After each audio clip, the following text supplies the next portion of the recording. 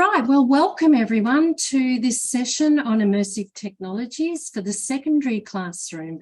Last month we looked at things for the primary classroom, and I'm really pleased to be able to present some secondary ideas to teachers out there today. We'd like to thank the Australian Government Department of Education for making this session possible today. So let's get started.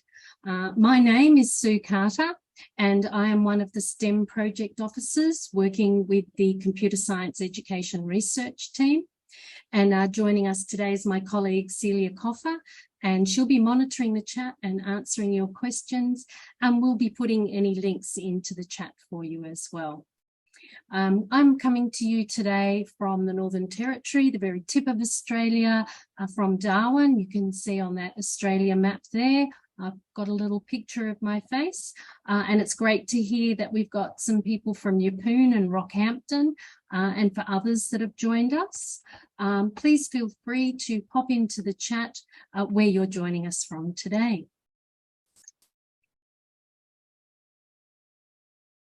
I'd like to begin by acknowledging the traditional custodians of the country and place throughout Australia and the deep feelings of attachment and relationship of First Nations peoples of Australia to country and place.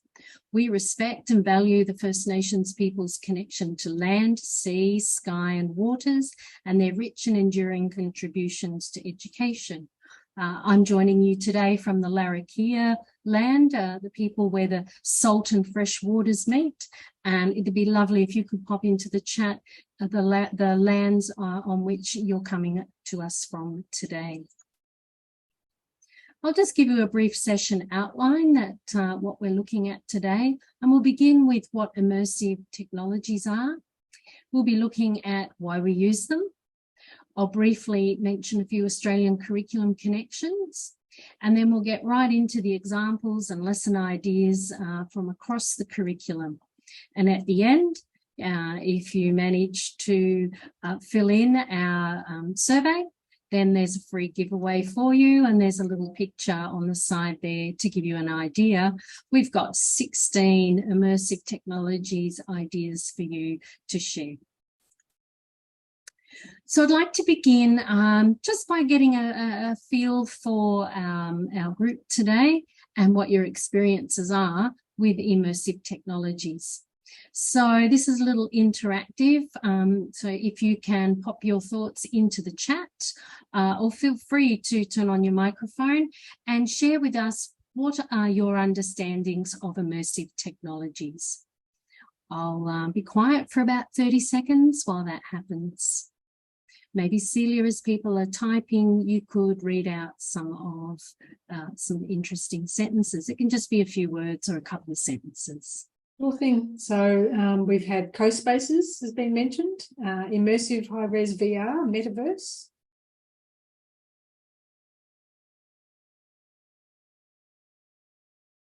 And someone said, that's why I'm here to learn.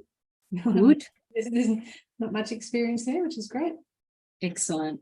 All right. And quite often we can think of a particular app or piece of software that reflects what the immersive technologies are that we're using.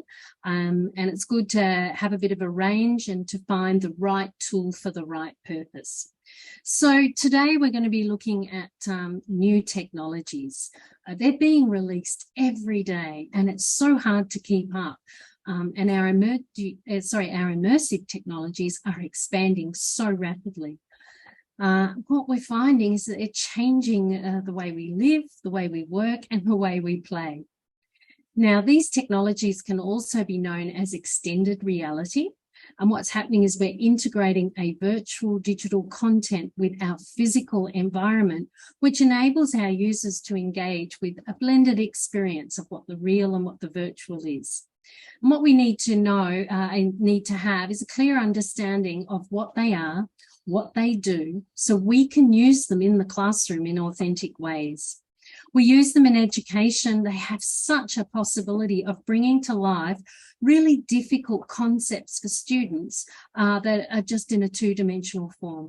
So I'm really pleased to be able to share some of these with you today. The ones that you may have heard of that we're going to cover today are augmented reality, the virtual reality world, mixed reality, and a little bit of artificial intelligence. So let's get started. Just to help you understand the differences between all these technologies, I'm going to begin with augmented reality. Now, this technology, what it does, it adds a layer of digital content into the physical world in real time. We typically view it through a mobile device because they have a camera, and it's the camera that we're actually looking at the real world, but on the device we're seeing the layer of digital content. Now, you may be familiar with things such as Pokemon Go, which was a huge thing a few years ago where people were wandering around and trying to catch Pokemons that they could see through a screen, but they didn't appear to be there in the real world.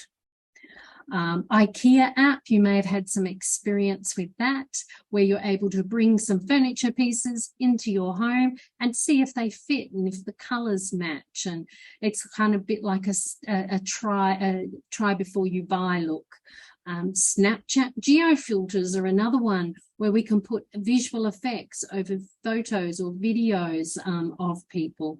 And in education, AR has been used as a pop-out for storybooks, on flashcards, even on field trips, where we're superimposing some information into interactive experiences. And so, now, with augmented, yes? Someone's just mentioned that Tinkercad has an AR feature now. Oh, I'll have to go into that and have a look. Thanks for that. I also found out yesterday that if you're one of the Makers Empire, if you have that in your school, that they have also just added an augmented reality filter to their designing as well. So it's a relatively young technology, but what you need is a trigger. And on the screen, you'll see a merge cube. And the merge cube is a trigger for some of the merge apps so that you can see the augmented reality happening in that. Other times it could be something that a company's developed, or it could even be a QR code. It's being used quite extensively through the health sector, through agriculture, shopping, marketing, real estate, and even medical professions. Excitingly, last year, Google unveiled their new concept of AR glasses. And what it could do was translate speech. So you've got someone talking to you in Italian, and it would able to pick up that speech and translate it into English in real time. I haven't seen them on the market yet, but they were released about a year ago. Now, then we move into virtual reality. And this is a little bit different because it's giving you a full immersive experience. Virtual reality, we're using a headset and you actually disappear into a virtual world. And quite often you can't see the real world at all. And so it's kind of a bit of a disconnect. Now, software is used to simulate real world settings and then provide these experiences to make you feel like you're really there. A fantastic one that I've experienced here in Darwin is the Royal Flying Doctor Service, where you can have this full experience of what the bombing of Darwin was like on the 19th of February 1942. Through the headset, you're actually reliving the event, where you can see the Japanese planes coming through and bombing, the experience on the wharf with things exploding, with the ships and what was happening out there. And there are even holograms that talk to you throughout your experience, explaining what's happening, what people were doing, and so forth. Then we moved on to mixed reality. One I'm still getting my head around, but it's kind of a mix of the virtual and the augmented. They're kind of blended together into a real world environment. And what mixed reality does is it uses sensors and cameras, and they track the user's movements and positions. So one interesting one I've seen is with avatars. There's a range of different avatar apps and software applications. And by mixing them together, you could actually have an avatar of yourself talking just as you're talking, and it looks like it's you in the real world. Microsoft HoloLens is an example of mixed reality, where you can also wear a headset, but you can see the real world environment at the same time. And lastly, artificial intelligence. That's had quite a lot of airplay and media play in the last few months, obviously with ChatGPT being launched. And artificial intelligence is the creation of machines that are mimicking human capabilities, where they can see, they can listen, and it's essentially a method of a computer acting on data to understand and analyze and learn through specifically designed algorithms. So the process of machine learning is used to train machines with lots and lots of raw data, images, text, sound, and then these machines remember all this information and behaviors, and then they give you a response. Now, I'm not sure if you know it or not, but something like Siri is an example of artificial intelligence, where we ask Siri something and we'll get an answer. I found out recently that Grammarly is another example of AI, and students might be using that in the classrooms as well, to better arrange your grammar, your punctuation, and the way you're putting your sentences together. Quillbot is one that I love to use when I'm trying to shrink down what it is I'm trying to say and make it make more sense. Google Maps people use, and then there are chatbots as well on different sites. These are all examples of artificial intelligence. Lately, ChatGPT's come on to the market there with DALL-E, another one, and they've received a lot of attention because their capability to produce accurate text and amazing digital images that replicate real artworks. So I'd like to get a little bit of a sense of your experiences with immersive technologies. Have you used them personally yourself?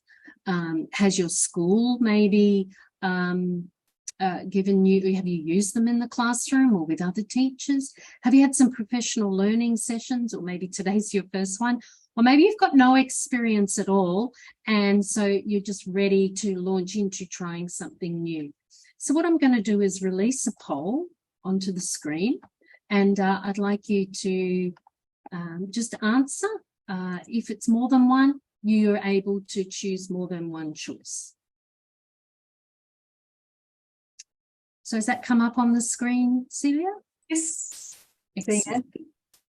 So some people have used them personally, which is great to hear. We've got some uses at school and some professional learning. Wow. So that's fantastic to know that, okay, I'm talking to people who've had these experiences and no one knew. So I'm going to end the poll and share those results. Can you see them on the screen? Because yes. I can't see them. Yes. Okay, so we can see, 6 out of 7 of you have used them, and everyone's had some use at school, and you've had some professional learning. Okay, so I'll stop sharing and I'll move on then. Let's begin. Let's then look at our first experience today. No, there we go. Okay, sorry. Before I give us our first experience, let's just talk about these technologies in the curriculum. So for secondary school teachers, a little bit different for primary. Your primary school teacher is basically looking at all these learning areas, and apologies, I forgot to pop language in there. But for secondary teachers, quite often you're within your faculties. So you might be the maths or maths and science faculty. You might be the HAS and the English faculty. You might have arts and technologies together. So it's a little bit of a different picture for you. And then we need to try and work out, okay, what will work for you. So today I've come up with 16 different experiences. And the first 4 that I'm going to look at are maths ones. So apologies if you're not a maths teacher, but it would be really good if you could maybe share some of these with your colleagues at school. So the first one I want to bring to your attention is McGraw-Hill AR. So what they have is an app that's available both on Google Play and on the App Store. And it's a really simple way of presenting the augmented reality to your students. It's got a simple guide where they're observing. So they watch a narration animation, and the app will outline the sorts of things that they're going to learn. Then what they do is they explore, they go into an explore phase, and they can engage in active learning. So they're pointing a mobile device's camera at the empty space. They're choosing what they want to interact with, and there are certain buttons and options for them to explore. And then there's a small evaluation at the end, 5 questions, just to see what the students may have learnt and how they can apply their knowledge in answering these questions. So this is a free maths app, and it's suitable for years 6 through to year 12. And students can explore concepts within space of geometry and algebra and interactive 3D models and activities. So Sue, just while you're taking a breath, I've just put a reminder in the chat that we're going to make available a handout at the end of the session, which has all the links to all these apps. So if the people don't want to be taking numerous notes, the handout will have the links that they need for all the items that we're talking about. Thank you so much, Celia. So here are a list of the first 10 maths activities. These 10 activities are free. And then if you're interested in more, then there's the paid option, of course. So examples include looking at cross sections. So you can see that there's a battery there, and the battery obviously is cylindrical shape. And so there are cross sections both on different angles, as well as horizontally, as well as vertically. So you're just learning to slice things up and look at the different angles and what occurs. There's rotations where you can actually see the different way that different shapes can rotate around. There are nets, so they start with the 3D model, and then the 3D model falls apart, and then you can actually see the net, and then you can look at different angles and different lengths of how to put different nets together. You can calculate slopes within there. You can solve equations. There's the growth functions and parallel and skew lines and how they operate. Then there's transformations in a coordinate plane, and that's actually in a vertical plane rather than flat on the table surface. So you're able to look at your Cartesian plane and then plot different coordinates there. It goes into Pythagorean theorem and your whole 3-dimensional picture. And then there's graph theory, like the one you can see there in the picture, where you've got 1, 2, 3, 4. I think this one had 5 options in it, and you have to work out how to get across those bridges without retracing your steps. Now, there are some activities that go with these, and they're at the verizon.com website. And the way I found the lesson plans was to actually go to the lesson plans part of their website and then type in the search McGraw-Hill, and then these lesson plans came up. So I encourage you to go in and have a look at those if you're maths teachers. The second one is GeoGebra 3D calculator. Now, this was a really confusing one for me because GeoGebra had their own app called AR. So it's called GeoGebra AR. And I spent many time trying to find this app, going, where has it gone? Well, it turns out that what they've done is they've brought their AR app into their 3D calculator app. So now it's all one and the same. And what you can do is bring out 3-dimensional objects or models into a space, and then right down here in the right-hand corner above the blue line, there's a button which says AR. And when you click on that, it takes you into an augmented reality world, and you can see the real background, your classroom, outside, you know, the gymnasium, whichever area you're in, you can actually see it in the background. So what this allows you to do is look at the surface area of different 3D shapes, models, and you can calculate things like the area, the perimeter, the volume, and you can even modify prisms, as you can see with the triangular one there. So there's many options within the app to have a bit of a play with. What I really like is the fact that there are some challenges for you. So you can take your students to these challenges and give these a try. I love the Toblerone one. So you're looking at that particular box, and these challenges actually get the students to start exploring different things. So yeah, I highly recommend that you have a look at the cones and the cylinders and the hemispheres, and see what you can get out of these challenges.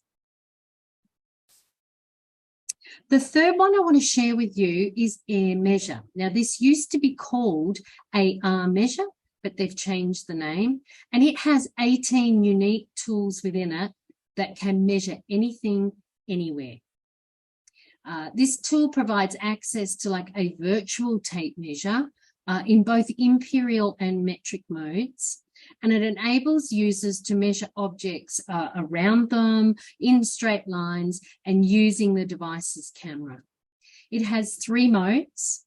So the first mode is to point and shoot, and what it will do is aim towards an object and measure the length between 2 parts, part A, part B, or the person who's holding it and where it's going to. The second mode is the surface locked mode, the air mode. And what that does is it moves around from different points. And then you've got the surface locked mode, which means it restricts it to either a horizontal or a vertical plane. And it can measure perimeters, and dimensions around a room. It can measure a package. So if you had to send a package somewhere, you could actually get all the dimensions of the package. There's also the ability to measure the height of a building or a tree or people. You can put objects into spaces. They call that one the virtual furniture part of it. But basically, you put any object and see how it's going to fit into a space. There's a laser level. So if your students are doing woodwork or some interior design or something, putting pictures on a wall, then you can use the laser level to actually make things straight. And there's a 3D trajectory as well. So you can actually record a path that you're walking along and then measure the total length of that. Now, AR Measure used to be free, but now it's $1.49. So when it was AR Measure, it was free. So if you had downloaded it, you should still be able to access it. If you need to download it now, though, you do have to pay $1.49.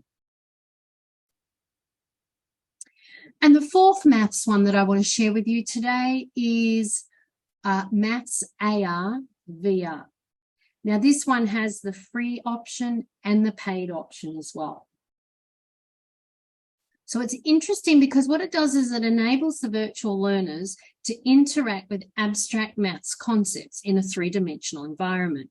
And its aim is to help make learning easier. And on the next slide, I'm going to show you just a really short video on how it works. Now, this app within it has over 100 models to choose from. You've got solids, you've got trigonometry, you've got graphs, you're looking at volume and vectors, diagrams, and it works for independent learning as well as collaborative learning, or for you for a teaching perspective. Now, the 4 that I've circled there, composite, solids, standard forms, 3D scenarios, and graphs, those ones are free. And when you download the app, you have to actually go to the free option. Don't try and sign in unless you want to pay for it. And then what you need is this AR marker. And on the website, you'll see this marker here. And what I discovered when I was playing with it, I downloaded the app, and then I'd opened it up and nothing was happening, because you actually need that marker on a piece of paper or cardboard or a screen, and then the objects will appear. So a little handy hint. Now, along with it,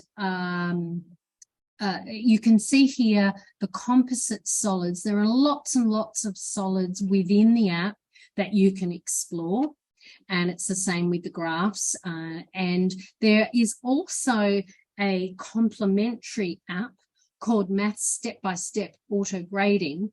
And what that one does is it has a range of worksheets within it, and students can actually work through those, and it does an auto grading of their work. So if they're unsure of some of their steps, this app assists them. I'm just going to give you a little preview of what it looks like. Watch math come alive before your very eyes. See and comprehend abstract math concepts in a three-dimensional environment.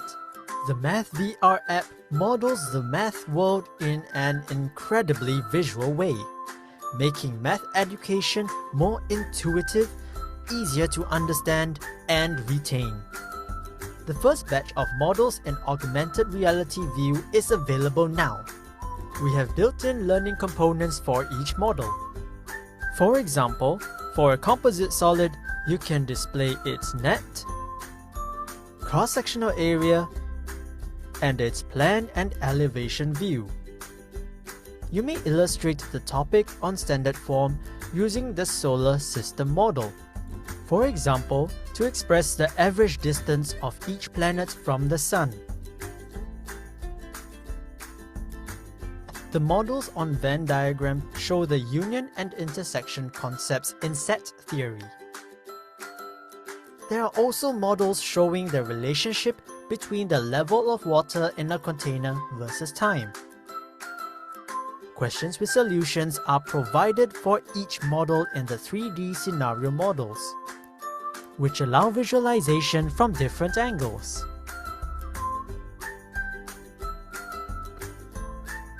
To view more math models, simply download.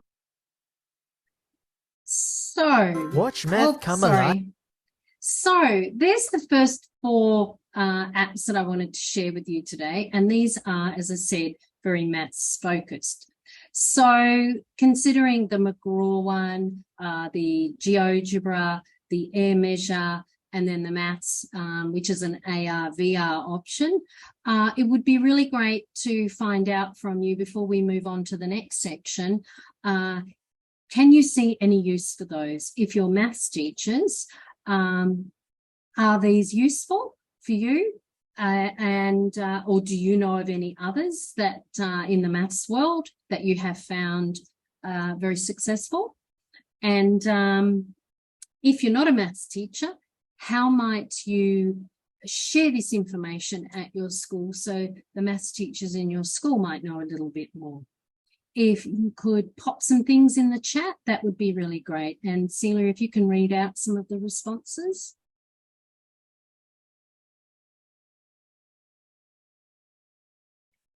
This doesn't have the, you know, when you're getting text messages, you've got 3 little dots and you get that anticipation of waiting for what people are typing. You don't get the 3 little dots on this system. Oh, right. So can't see any coming through just at the moment. Oh, here we go. Always access to the tech is always a challenge. Yes. And Renata's going to share it with her maths coordinator. I asked if there were any maths teachers in the group and no one piped up before, so I'm not sure we've got too many maths focused people today, Sue. So that's okay.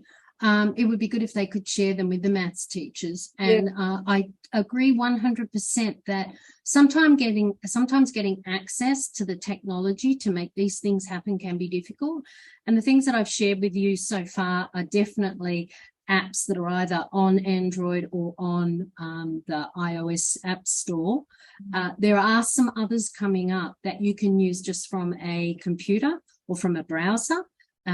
So I tried to mix it up so that people can have apps as well as on laptops or desktops as well. That'd be pretty relevant in schools with phones being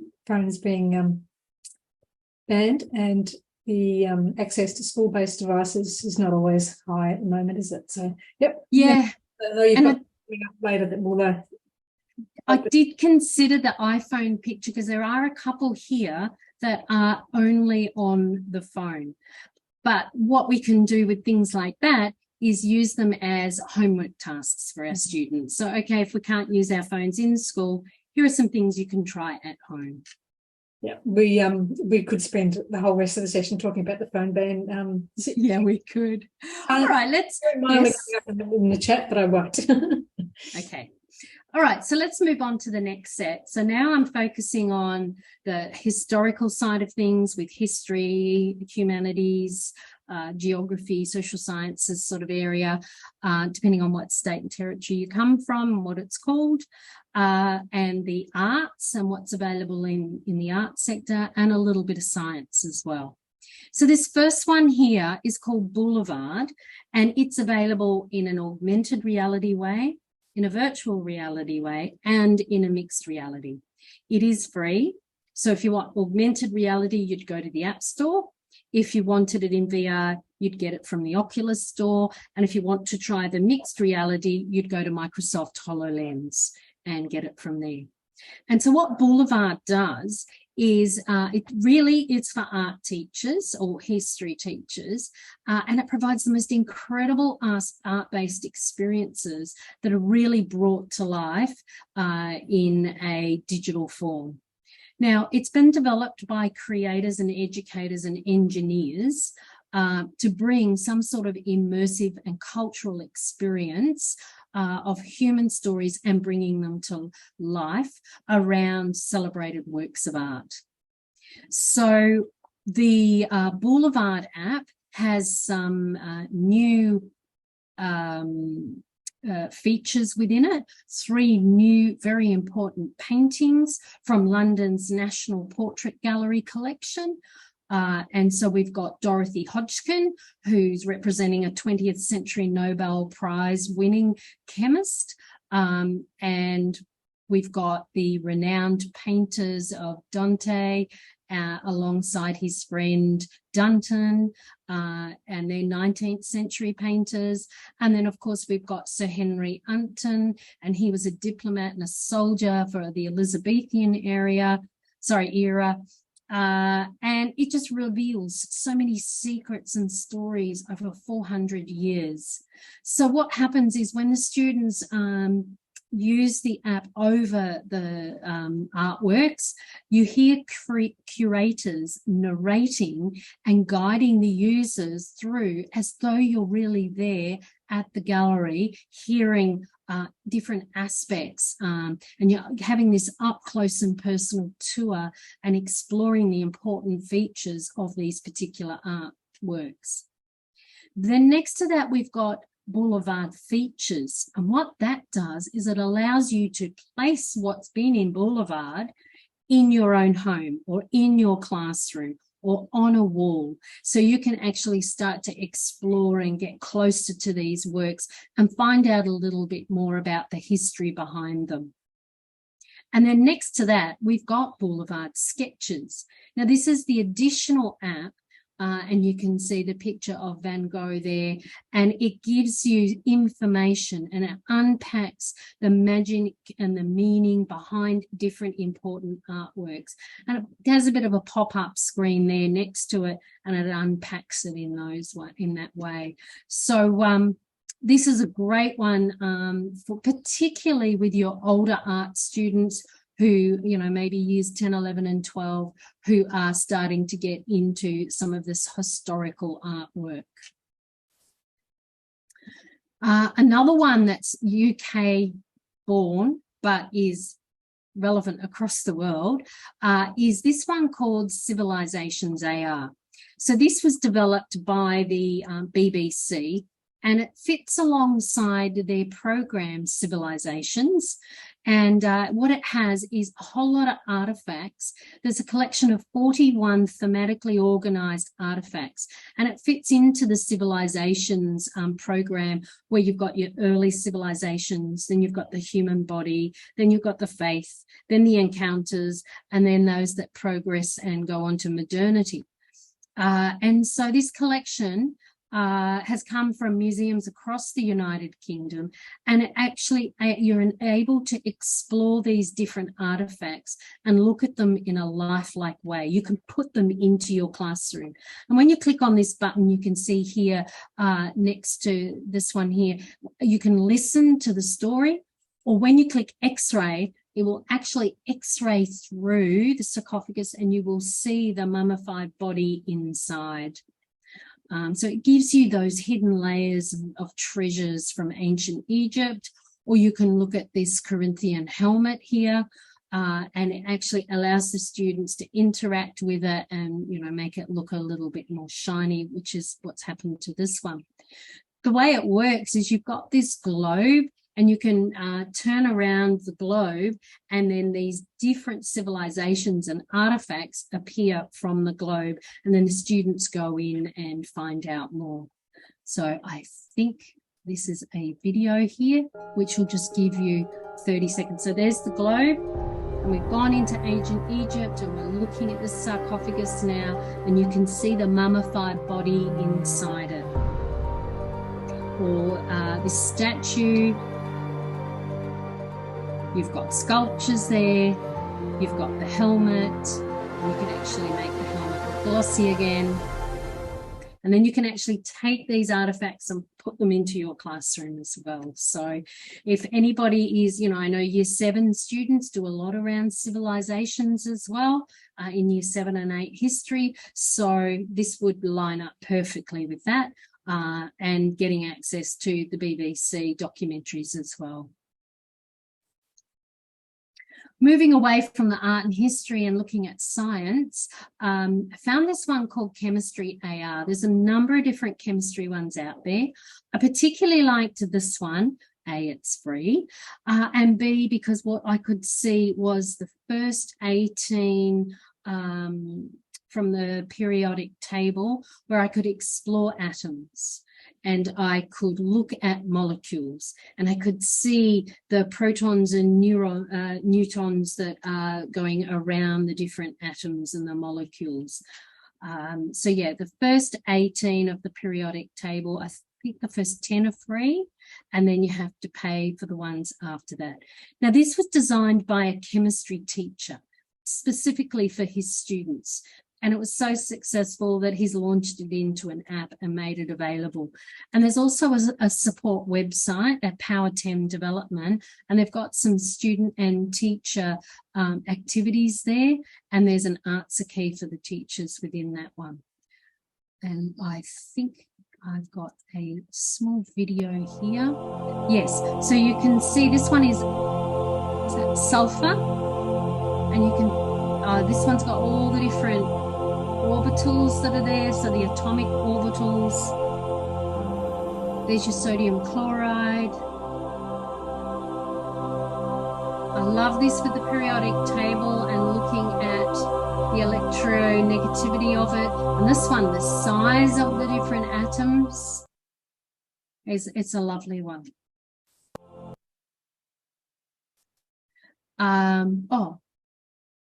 So that was the chemistry one. Sorry. Then if we have a look at Discovery Education. Now, they have a couple of apps. Discovery Education is obviously a big conglomerate of different educational activities, but I hone in on Sandbox AR.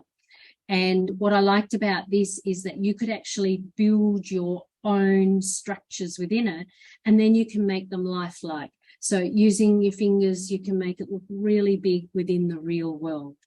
This one has the historical element, discovering history, but it also has the science element, so you can look at new and different things in science, but it also has nature as well.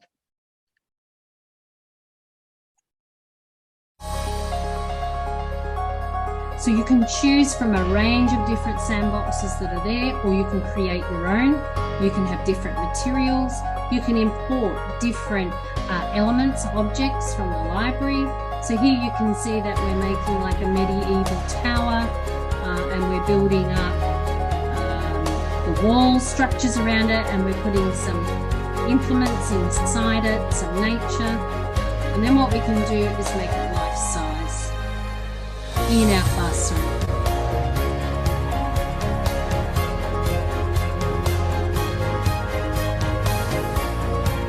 So when I was watching this one, it made me think about students that need to do props in drama. And this is a great idea.